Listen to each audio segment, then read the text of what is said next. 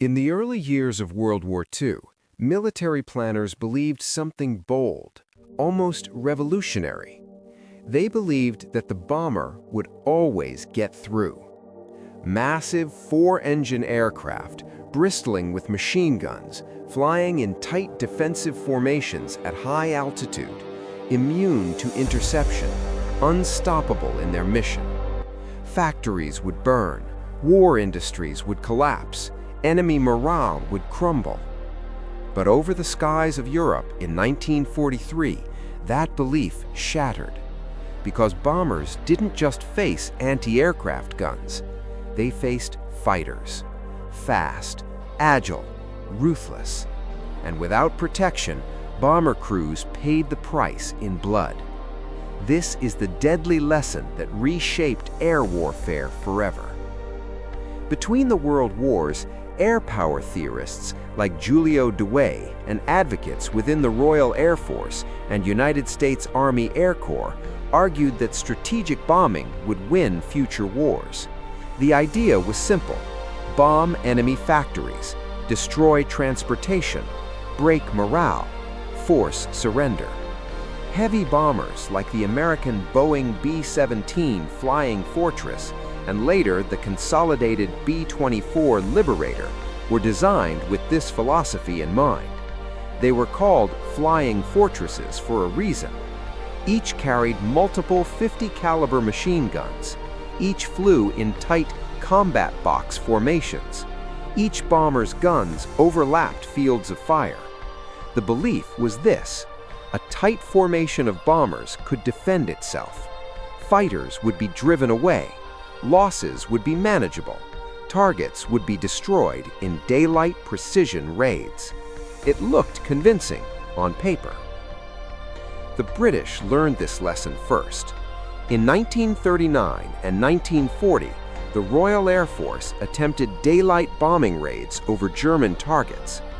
Unescorted bombers like the Bristol Blenheim were intercepted by German fighters, especially the deadly Messerschmitt Bf-109. The results were catastrophic. Bombers were slower, less maneuverable, easy to spot, easy to intercept. Losses were so severe that Britain shifted to night bombing instead. This reduced fighter interception, but at a cost. Accuracy plummeted. Civilian areas were often hit instead of military targets. Britain had adapted, but the Americans still believed in daylight precision bombing, and they would soon learn the same lesson the hard way. By 1942 and 1943, the United States Army Air Forces began large-scale daylight raids over occupied Europe and Germany. The doctrine was firm: bomb in daylight, use tight formations, trust the guns. Fighters like the Republic P-47 Thunderbolt and Supermarine Spitfire could escort bombers, but only part way. They lacked range. Once bombers flew deep into Germany, they were alone, and waiting for them was the German Luftwaffe. On October 14, 1943, the USAAF launched a major raid against ball bearing factories in Schweinfurt, Germany. The operation became known as Black Thursday. Without long-range fighter escort for much of the mission, hundreds of Boeing B-17 Flying Fortress flew into heavily defended airspace. German fighters attacked relentlessly.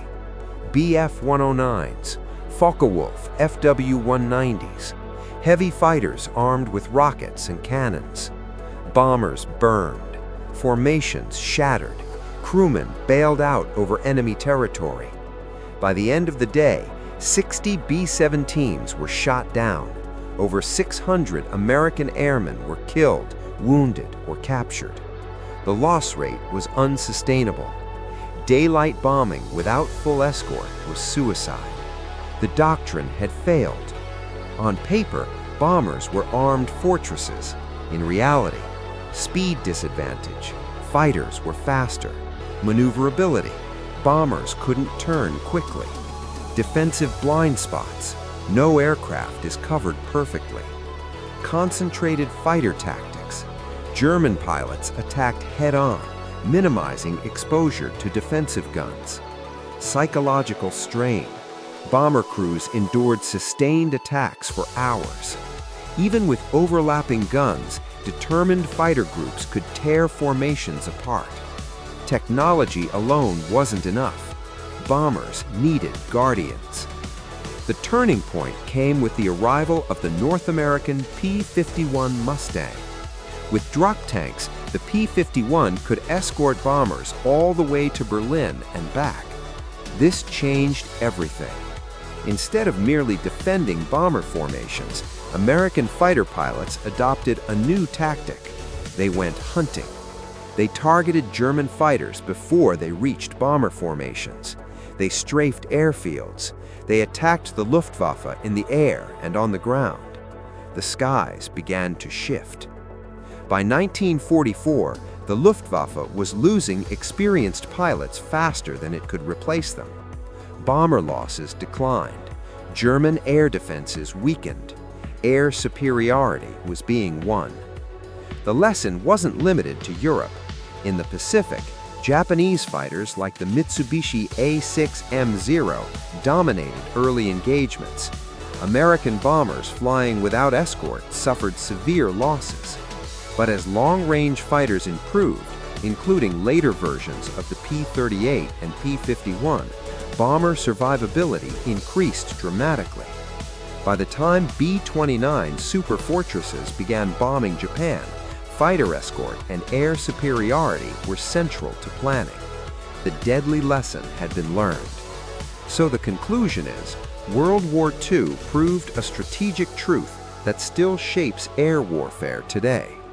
Bombers project power. Fighters ensure survival. Air superiority is not optional, it is essential. From Vietnam to modern conflicts, no nation sends heavy strike aircraft into contested airspace without fighter cover. The men who flew those early missions in 1943 paid the price for doctrine untested against determined opposition. Their sacrifice reshaped military aviation forever. Because in war, theory collapses quickly. Reality writes the final rulebook. And the rule in 1943 was written in smoke across the skies of Germany. Bombers needed fighters.